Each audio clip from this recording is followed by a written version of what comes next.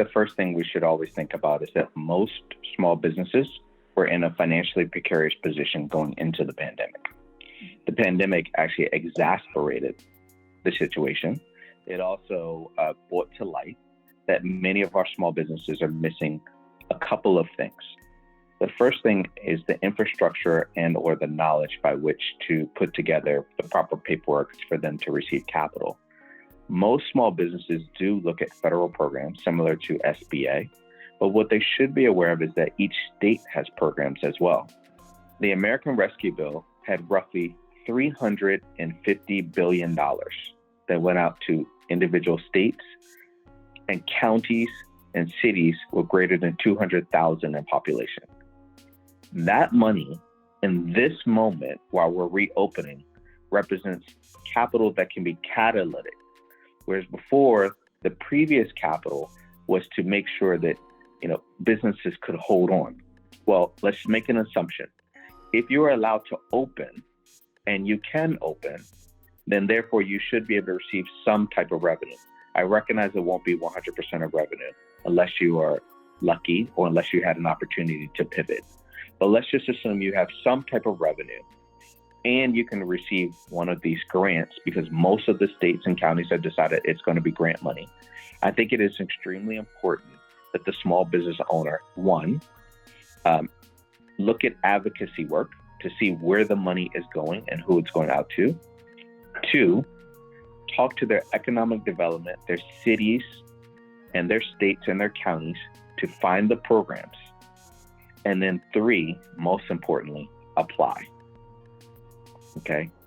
And so we must apply, even if we don't know the information, even if we get it wrong. What we've learned through the pandemic is most opportunities are going to come a second time. If you look at PPP, it's come a third time. And so it is important that the businesses apply.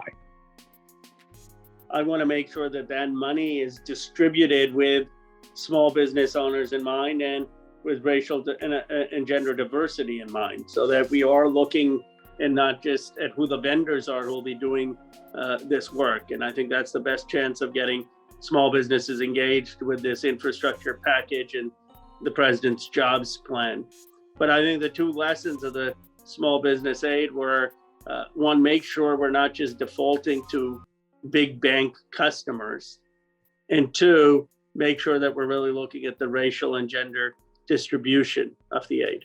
Businesses, people with under 25 employees. It was mind-boggling to me why you had so many businesses with 400, 500 employees with 5-10 million in revenue. I mean, those aren't small businesses. Those are medium-sized businesses. When I think of a small business, I think of a local restaurant. I think of a local dry cleaner. I think of a nail salon. And so how do we target aid there? Second, I think we have to be explicit in our diversity goals. Some percent have to, as a target, be women. Some percent have to be Black and brown entrepreneurs. If we don't have those diversity numbers, we're never going to hit the target. It doesn't have to be a formal quota, but it has to at least be a target and then an assessment. Okay.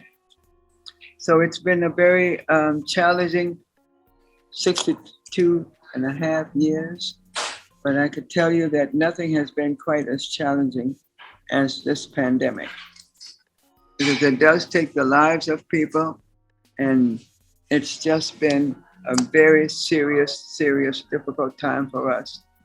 We had quite a boost when President Obama made coming to Washington and have dining out on his first occasion of dining out in Washington.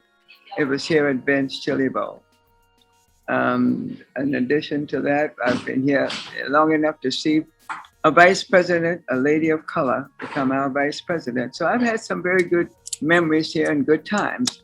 But this pandemic has been difficult because it does make people sick, and because we've lost so many, even friends that I know, we've lost lives because of the pandemic. And the Chili Bowl was open from 7 o'clock in the morning until 3 a.m. and 4 a.m. on Friday and Saturday nights. Well, all of that came to a sudden stop when the pandemic hit in March of 2020.